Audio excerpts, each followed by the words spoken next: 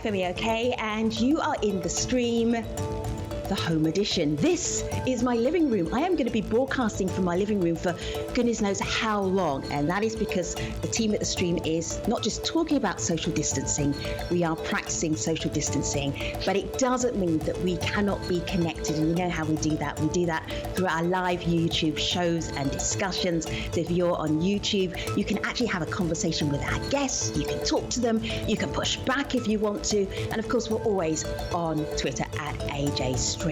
So the conversation today is about the coronavirus and prisons, not prisons just in the US, but prisons around the world. I have an amazing lineup of guests and they will introduce themselves. Olivia, tell everybody who you are. Thanks for having me. I'm Olivia Rope, Policy Director for Penal Reform International. We're an international organisation and we work to ensure fair and effective criminal justice systems. Good to have you. Hello, Nicole. Tell everybody, who are you? Hi, good to be with you. My name is Nicole Lewis. I'm a staff writer at the Marshall Project, and we are a nonprofit newsroom based in New York City that covers the criminal justice system in the United States. And Adnan, hello. Hi, my Introduce name's yourself, Adnan Adnan. Yes, hi, my name is Adnan Khan. I'm the co-founder and executive director of Restore Justice. We are a justice advocacy organization. Adnan, there was a tweet that I was watching on your Twitter feed. It really jumped out at me because I was thinking, as we're talking about this subject, coronavirus and prisons, this is what I was thinking. This is Adnan's tweet here. When I tell people that gatherings of hundreds and hundreds of people are still happening right now, literally all across the US, people get outraged. But as soon as I tell them these gatherings are happening inside of our prisons and jails, all of a sudden it becomes okay. I just want to address this straight off. There'll be people watching who think this has got nothing to do with me. Adnan, what would you say to those people? Well, first of all, I think we have to understand how what happens inside our prison system affects us out here. If I could give a quick number, a very small number, which is actually a very large number, here in California, we have over 120,000 people incarcerated in our prison system. There are 67,000 staff that come in and out of these facilities every 8 hours, right? Because prisons never shut down. Prisons are open 24 hours a day, 7 days a week, Thanksgiving, Christmas, New Year. And what that really means is that 67,000 staff are going in and out of these facilities every 8 hours back into our communities. And so when people don't care about what's happening inside, when people don't care that these social gatherings are happening inside prison facilities, I would like everyone to think about how that implicates you and how that affects you. Nicole, you've been doing some reporting which really connects with families, and you understand how families are going through this period of time, and there's a lot of fear. Can you give us an example of how scared some families are for their loved ones who happen to be in prison? Sure, yeah. I mean, families are kind of panicking right now. I'd say the biggest thing to consider is that visitation is shut down across the country. So in state and federal prisons, you're no longer able to go in and see your loved one. And so that means that they've lost a really critical window into their loved one's well-being. So I heard from one woman named Yesenia Guzman, whose mother is incarcerated in California. And she, up until coronavirus hit, was receiving cancer treatment. And so her mom, as coronavirus is spreading in the state, or her daughter-in-law was really, trying to figure out, well, where's my mom? Is she still being transferred out? Is she okay? Is she sick? Is the prison under lockdown? She just didn't have answers. And there was no direct way, right, to get in contact with her mother. And oftentimes, family members say that prison officials simply just do not call them back, just don't return their calls. So they're really working, operating in the dark here. Olivia, I see you nodding. Articulate your nod. What's going on? What are you thinking? Yeah, I mean, I think what Nicole's talking about, sadly, we're seeing the world over. And the other thing with shutting down visitation rights, I mean, while in some cases it can be legitimate to prevent coronavirus hitting prisons, which would be disastrous. On the other hand, in many countries, people coming to prisons bring essential items, and I'm talking about food, medicines.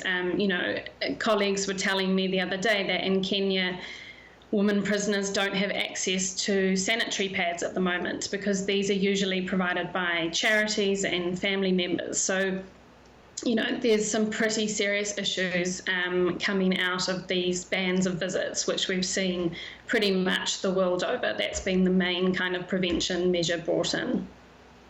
I want to dip into YouTube because our audience on YouTube want to ask you some questions, Guess. So this is Babangna Zana. I think that we should consider letting non-violent offenders with less than 6 months jail time go. Who wants to take that first of all? You can all, I know you've all got a perspective. Yeah, go ahead. Yeah, I'll jump right into that. I think that to make those distinctions of only letting non-violent people out, and I think what society is thinking when they say that is that society will not be harmed because people are not physically violent we're letting out when we say non-violent. But the truth is, and it's a sad truth, that the highest recidivism rate is actually people who are convicted of those crimes, sadly. And it's not so much the responsibility of those individuals. I really believe, not believe, but it's factual that the responsibility relies or falls on the state and the government, because the number one reason why people come back to prison once they get out is housing and employment. People don't have a place to stay. People don't have a place to work. And so that's the sad part about the high recidivism rate of people who are nonviolent. So factually, at least here in California, the previous governor, who was governor for 8 years, Jerry Brown, under his governorship, over 5,000 people that were once serving life sentences have been released. And the recidivism rate has been, last time I checked, was less than 1%. So what that really says is factually, the people that we can safely let out are the people who've been in prison a long time, are the people who have once served life sentences. And the disparity between violent and nonviolent is actually not a safe one to say for us in society. Can I add to that as well? Nicole, go ahead, please. Go ahead. Yeah. At the Marshall Project, we published a piece some years ago that looked at the kinds of crimes that were listed violent. And what we found is that in some states, there were many crimes deemed violent where no violence actually occurred. There was no human victim, right? Things like burglary, depending on whether or not you have a firearm in your possession, could change the sort of definition of a violent crime. So in some senses, that notion is a false dichotomy in the first place, right? We're making this distinction between crimes when the law isn't so clear. And then the other sort of consideration is that when we think about what it means that people have, gone to prison, served their time. In many cases, people have become transformed over the course of their incarceration, right? And so someone who committed a crime, a violent crime, potentially at 15, and who has served, 30 years, 40 years, may be in a completely different place by the end of their sentence. And so what do we say to these people as well?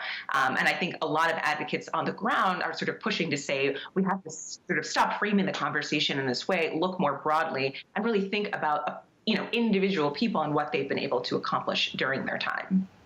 Let me just Can I add something? Yeah. Sorry. Adnan, can I add something before you add something? Yes. And then we're going to be in good shape with our adding. All right. Beep68 is on YouTube right now. Beep68 says, we are letting prisoners who only got 2 months to serve go free in the UK. Adnan, go ahead.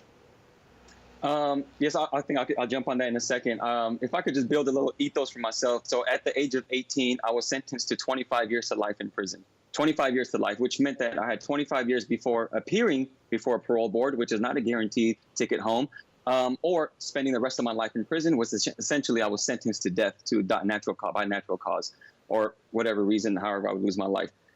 But I served 16 years altogether until the same judge that sentenced me to 25 years to life, 16 years later, resentenced me to 3 years after a law change. And that's how I've been out. I've been out a little bit over a year now. And so when we talk about violent, nonviolent, we really need to look at how, again, like it's already been mentioned here many times, who are we talking about? What type of people are we talking about? We're talking about teenagers who are now adults. We know people age out of crime. Those are all facts. So I would like people to look at facts. And here in the United States, for me, when I want to look at facts, I'll listen to Dr. Fauci. When I want entertainment, I'll listen to Donald Trump. When I want to laugh or look for a comedy show. So those are when we talk about facts, I make sure that I'm making sound decisions based on true numbers, true facts, and investigation. So Dr. Can I Fauci, just say, Excuse me 1 minute, guys. I'm just going to squeeze this in, and then you can go for it. So Dr. Fauci is the head doctor leading the coronavirus strategy for the United States. So he's a very prominent person who we see often on television. Olivia, go ahead. Yeah, I mean, to bring it back to coronavirus and the question around releases, which we've seen releases from Burkina Faso to, thousands, tens of thousands of people being released in Iran. I think the main question is, what are the consequences if those releases do not happen, and if we retain the crazy levels of overcrowding and occupancy rates of up to 500% that we see in the Philippines? Prisons that I've been in sub-Saharan Africa and particularly in South Asia, you're talking about 100, 120 people sleeping in one room. So if cases pop up in these facilities, the consequences are just mind-blowing. And as Adnan said, you have staff going home each night. You have people cycling in and out of prison. So it's also not just about those 120 people in that dormitory, but actually people in the community. And so I think that in talking about, we are facing an unprecedented time. And so there needs to be unprecedented decisions that follow that. Yeah. Olivia, I'm so glad you say that, because you're echoing or even channeling what people are saying on YouTube. Ibrahim Osman, for instance, says prisons in Africa are overpopulated. There's almost no preventative measures. That's in terms of health measures to stop COVID-19 disease in prisons. And then Sabrina is talking about Ghana to Ethiopia. They've released prisoners and, for example, pre-trial, low-risk, elderly, etc., to reduce the prison overpopulation. So this is unprecedented. What are the levels of bureaucracy, Olivia, that you are seeing that officials are now saying, okay, you need to just be out of prison? Yeah, I think, it's as we're all in sort of lockdown. Adnan has definitely a different experience of lockdown, but, these are new times, new measures. And so very quickly, authorities can make decisions and, identify who are really vulnerable. So we are particularly concerned about older people in prison because of really long sentences and life sentences. There are more and more older people in prison.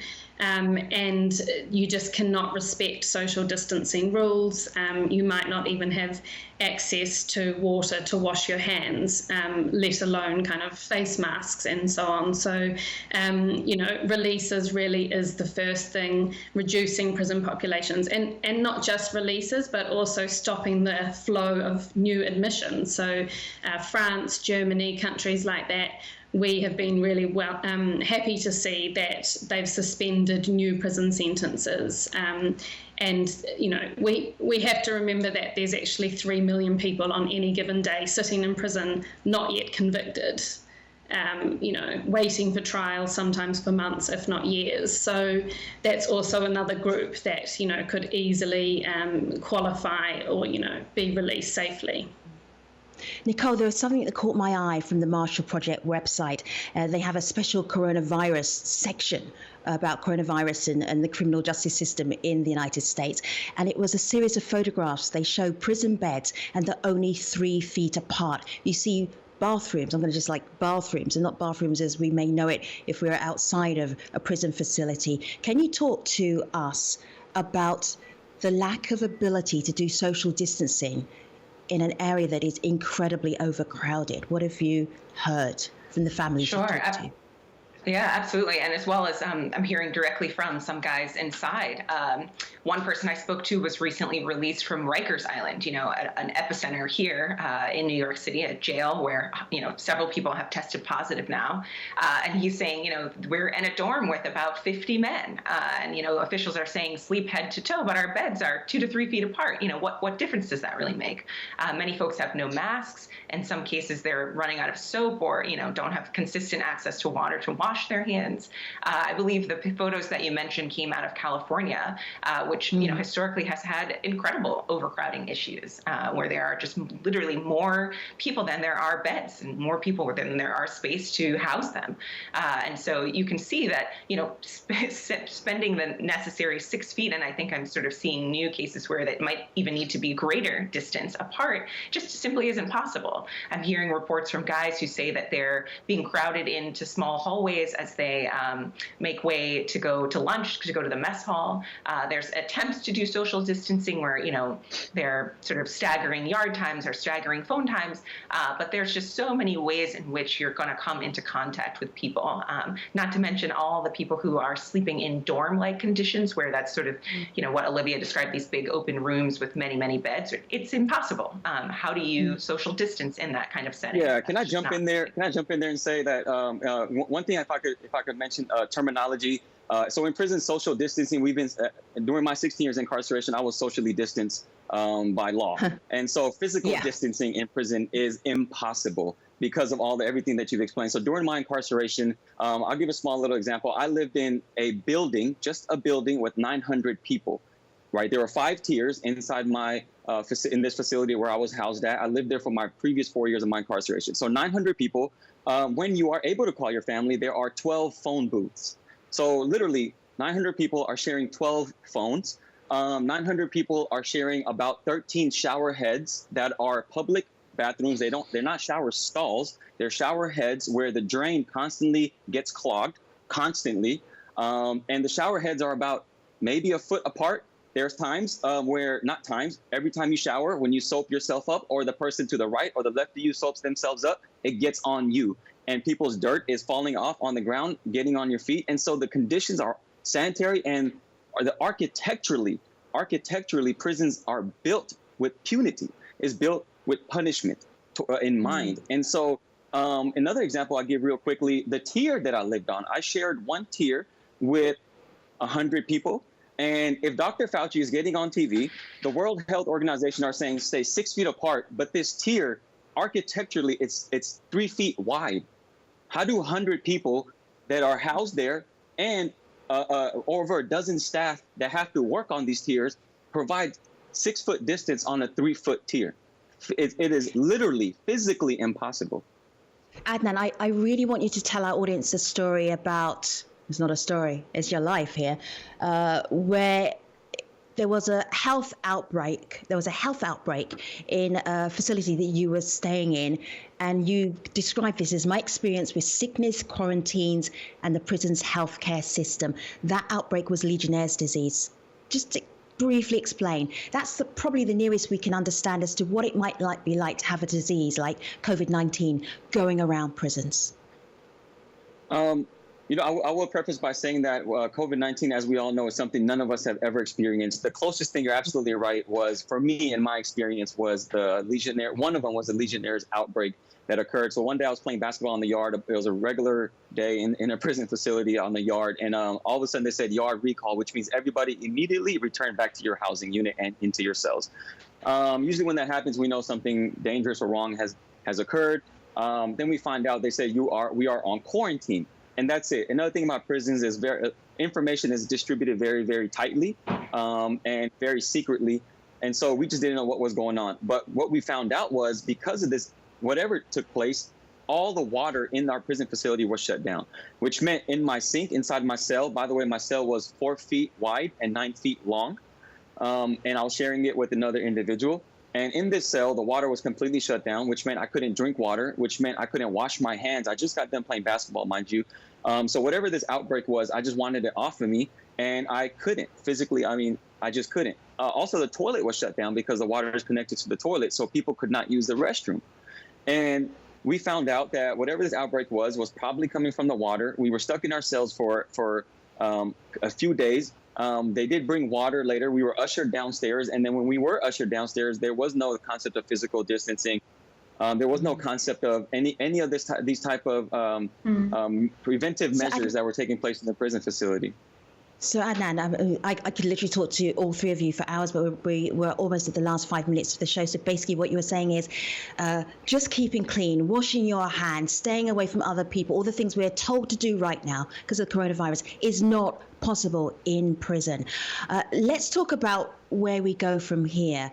And we on the stream spoke to a little bit earlier, Adriana Marfuti. He is an associate professor of criminal law. He is based in the Netherlands. He talks about how important it is that we address this problem with prisons, wherever they happen to be around the world, a potential disaster that could be happening. And then also we need to test, and we really need to have a couple of policies so that we understand much better what we should be doing. The impact of a prison epidemic on the general population is very hard to overestimate. If the disease keeps spreading among prisoners and it's not tackled rapidly enough, jails and prisons might become reservoirs of infection because people coming out of prisons will take the virus with them and infect their communities. So this is why the WHO is demanding all governments to take action. And the way forward for them is to do mass testing on both prisoners and on the prison staff. He also mentioned, Olivia, the WHO, saying this is what we should be doing. The World Health Organization, they have already published a list of recommendations, as have you at Prison Reform International. For our wrap up here, what do prisons need to be doing? Yeah, so apart from reducing populations as soon as possible, really they need to be supported so that, some prevention measures, like we've been busy with authorities in Jordan providing masks, gloves, and even just, the alcohol-based hand sanitizer and cleaning products so that common areas can be cleaned as much as possible. But I think, apart from the immediate recommendations, that should be followed as far as possible by WHO, we really need to look at who we're putting in prison. We need some radical change because more people are in prison today than ever before. We're talking over 11 million people. And within that, there are a lot of vulnerable populations. People have poor health often when they arrive in prison, and there's just a complete lack of healthcare in most places. Next week we're publishing a new report, Global Prison Trends, and we look at this absolute lack of healthcare. When you hit a crisis like that we're facing today, it's just the consequences are just extremely grave. And the crisis is coronavirus, but really we've been talking about a crisis with prisons for years now, and this has just really pushed us over the brink.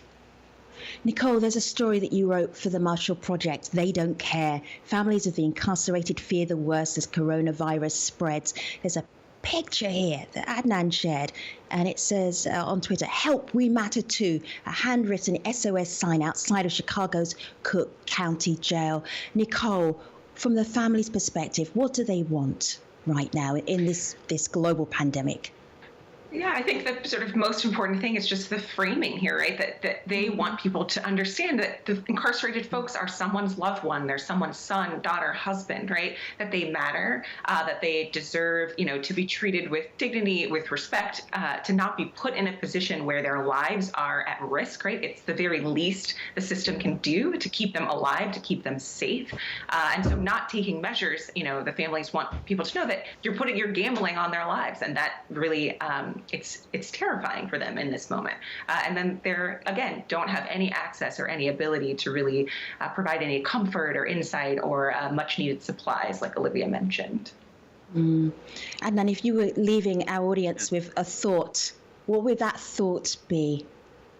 Just a takeaway. I think the thought would be, yes, the quick takeaway would be we have to think about people over politics right now. For us, all of us, we understand our interconnectedness right now with the pandemic. And so what I will say that this is a humanitarian issue. And because this is a humanitarian issue, it's going to require the best qualities of human beings right now to beat COVID-19. And those characteristics and qualities are things like empathy and ability to forgive and second chances. And we need to bring that out of us as individuals and put people over politics. Adnan, Olivia, Nicole, thank you so much for being guests on the very first The Stream Home Edition from my living room. You made it look even better than it does normally. Thank you also, YouTube audience. We do appreciate you. The Stream Home Edition will be running at the usual times that you expect to see us, always online as well at ajstream. Thanks for visiting. See you soon.